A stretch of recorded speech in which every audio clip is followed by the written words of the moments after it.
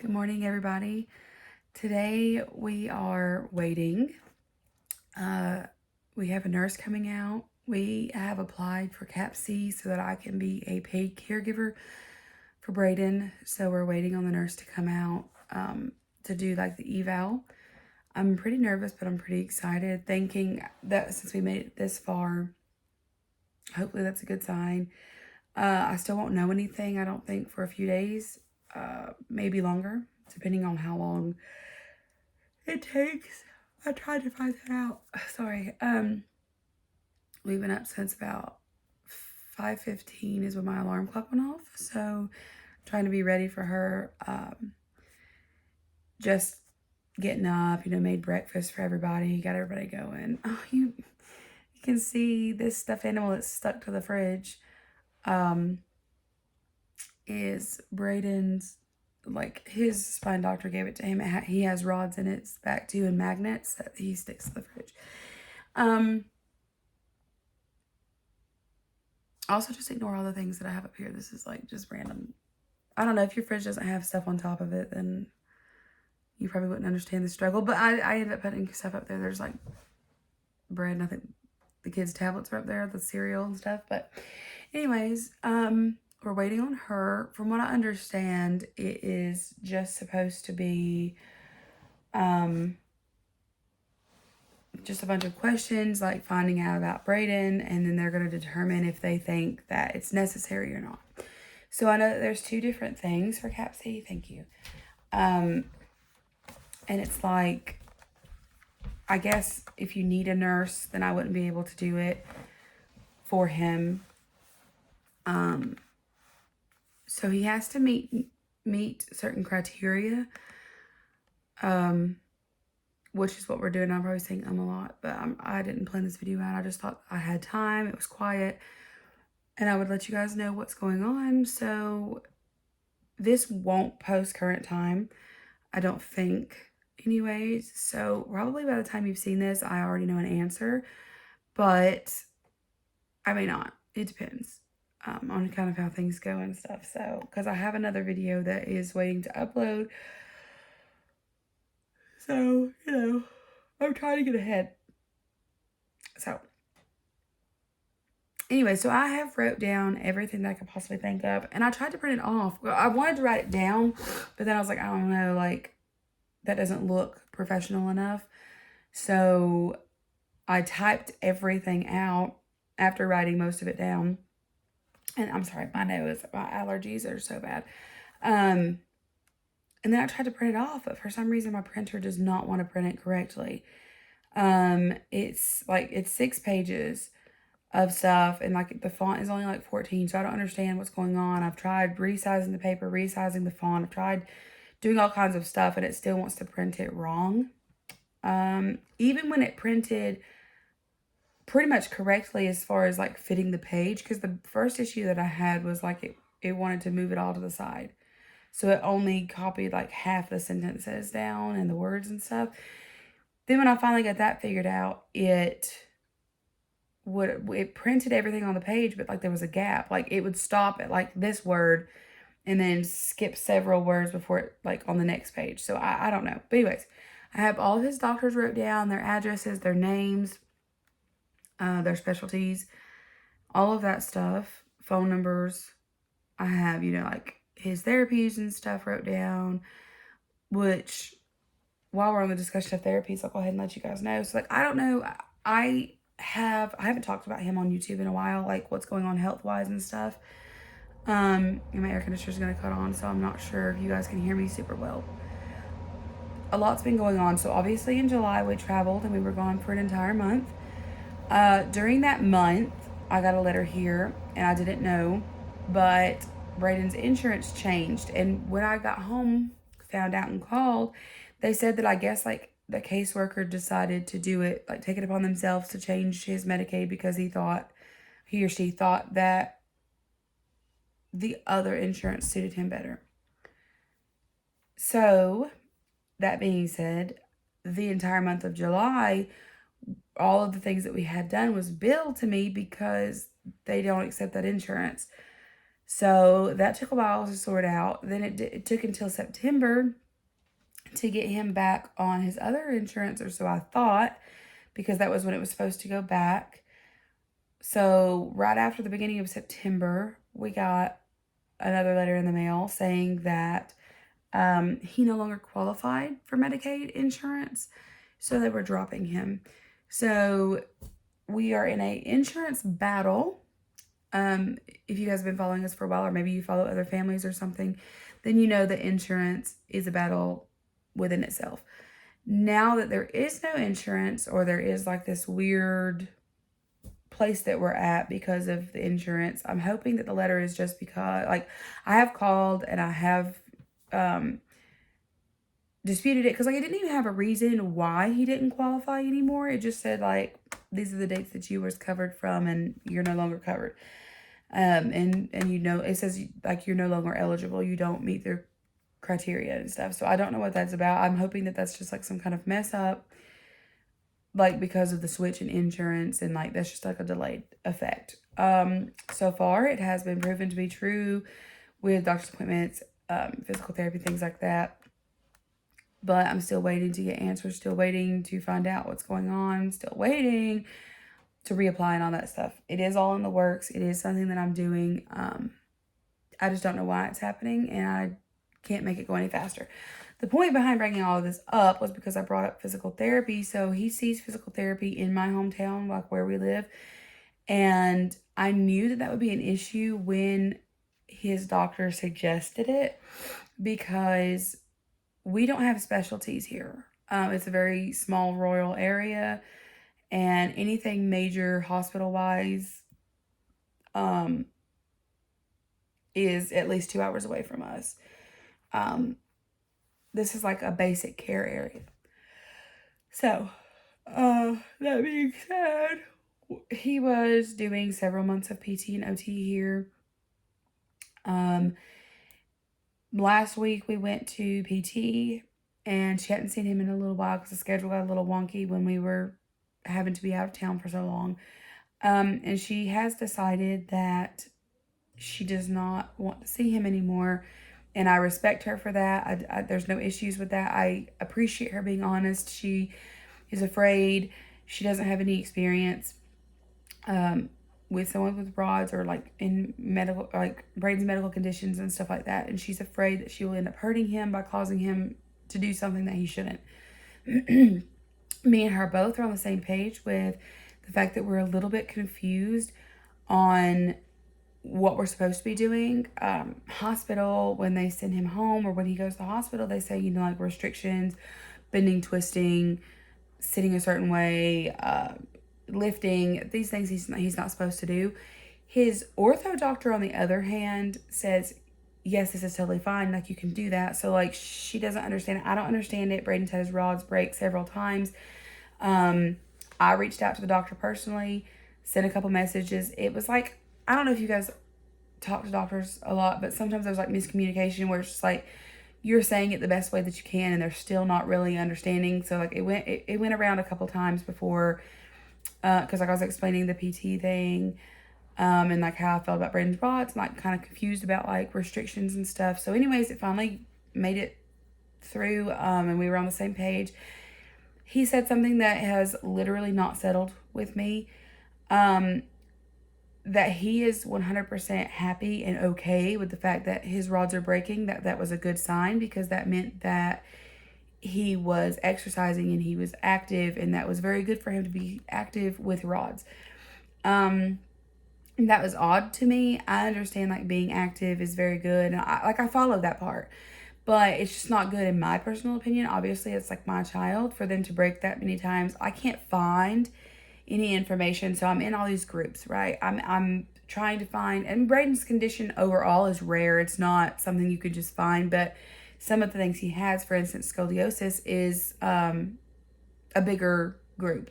So I can find people who have rods. I can find people who have scoliosis. I can find things like that. And like, I can't find people whose rods have broken more than once. I'm sure that they're out there. I'm sure that it happens for like whatever reason. But, you know, like once maybe, if there's been some sort of incident or yada, yada, yada, right? So I can find that, but I can't find one that has back-to-back reoccurring issues with breaking these kinds of rods. So we have put in a second opinion referral, third opinion, fourth opinion. I don't know what it is at this point. It's definitely not a second opinion anymore. Back to Shriners, but this time not the one in Greenville, because obviously he went there for 8 years and they didn't do anything. So we don't want to go there. We want to go somewhere else. So Kentucky is where we're going. We're going in November to the one in Kentucky, and we're going to have a complete and getting somebody to look at him after another doctor has already started treatment is very hard. Even for second, third, fourth, fifth opinions, even if you're just saying like, hey, I just want you to like look and tell me what you think, they still don't want to touch it because their opinions, I don't know really, to be honest. I guess because maybe they wouldn't touch it because another doctor has already started the process. Maybe because their opinions won't matter after it's already happened. Maybe because they don't want to cause conflict. I don't really know what the complete issue is. Like, I understand, but I don't. There's so many reasons out of what it could be. So we don't know yet.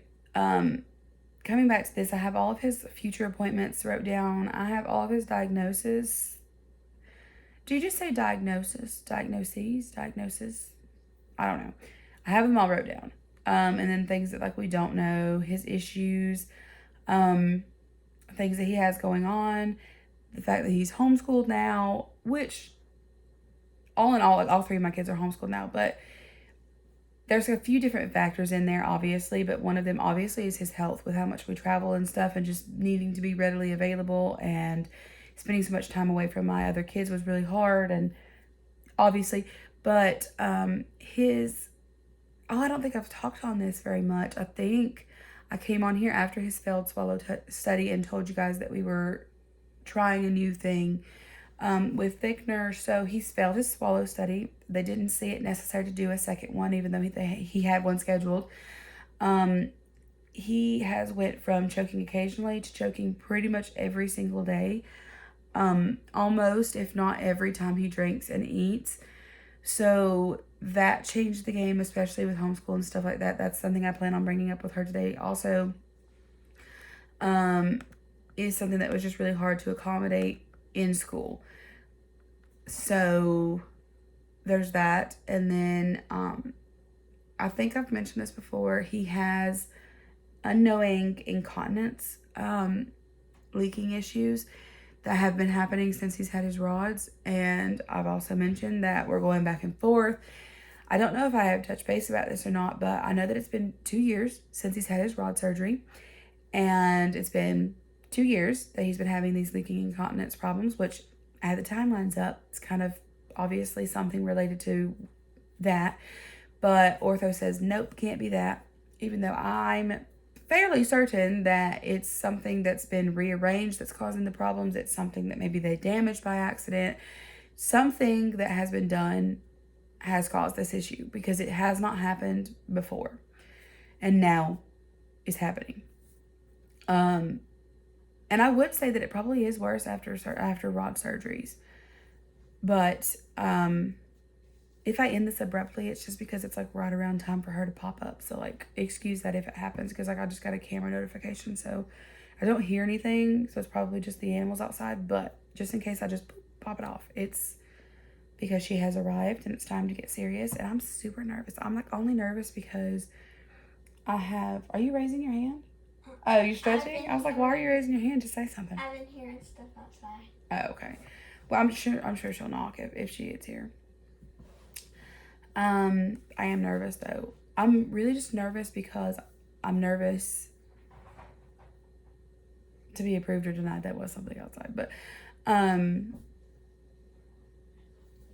just nervous to find out an answer. Like, to me, it's pretty obvious. Maybe even to you, it's pretty obvious that, you know, he needs this, but not everybody feels that way. And I'm not sure how extreme it has to be. I know I was told, you know, the more severe things are, like the G-tubes, the trachs, things like that, the bigger chances you have of being approved, which is kind of obvious. But not as a personal caregiver from things that I've seen. But I followed this one place. If you guys don't know what it is, I want to tell you what it is because like it's a great thing to get behind. Hugs for Hudson. It's on Facebook. It's literally Hugs for Hudson. Sweet little boy.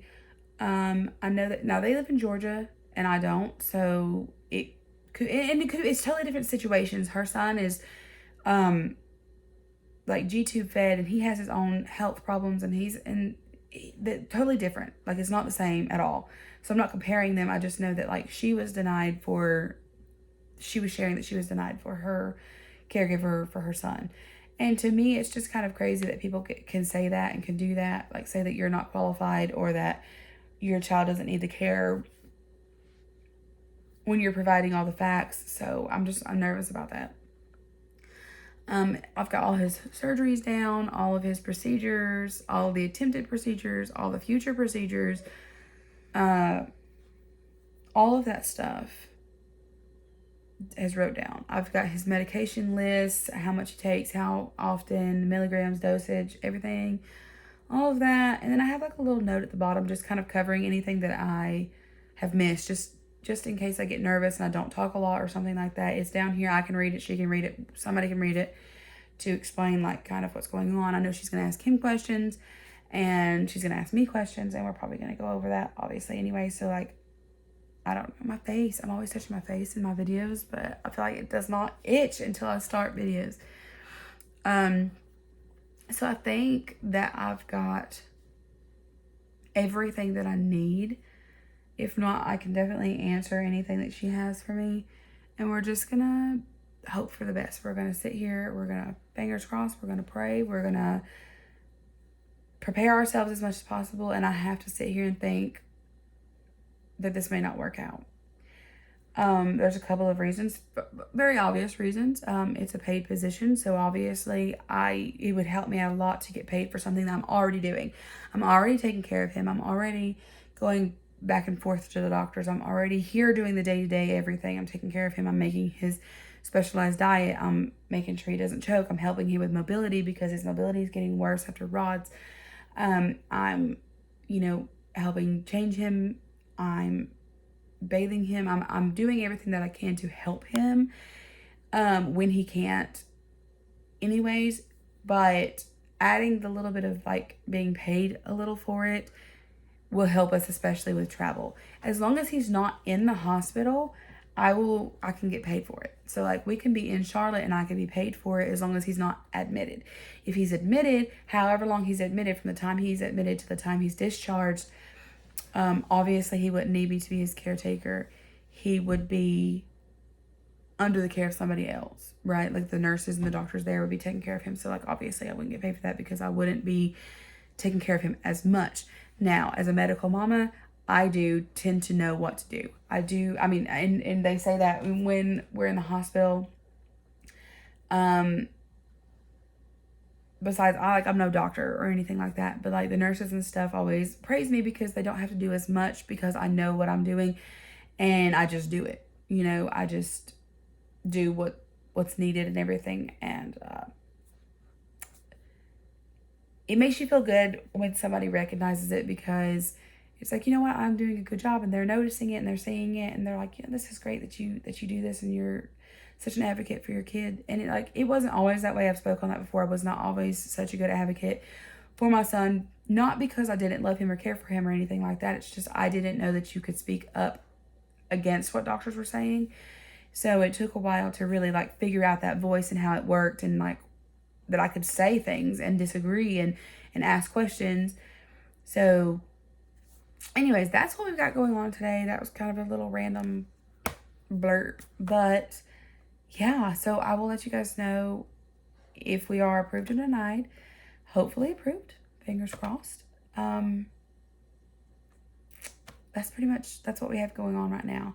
So we're just waiting on her and we're hoping that she's like super, super nice.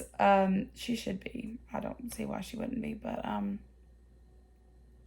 yeah, that's what we got going on. And I really just hope that we get good news. I'm hoping that this goes super smooth. I'm hoping that the answer comes back like that.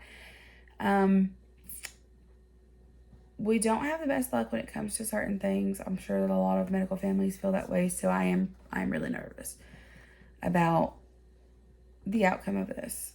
But personally, I do think that it's there. I think that it's obvious that care is needed and that care is being provided anyways.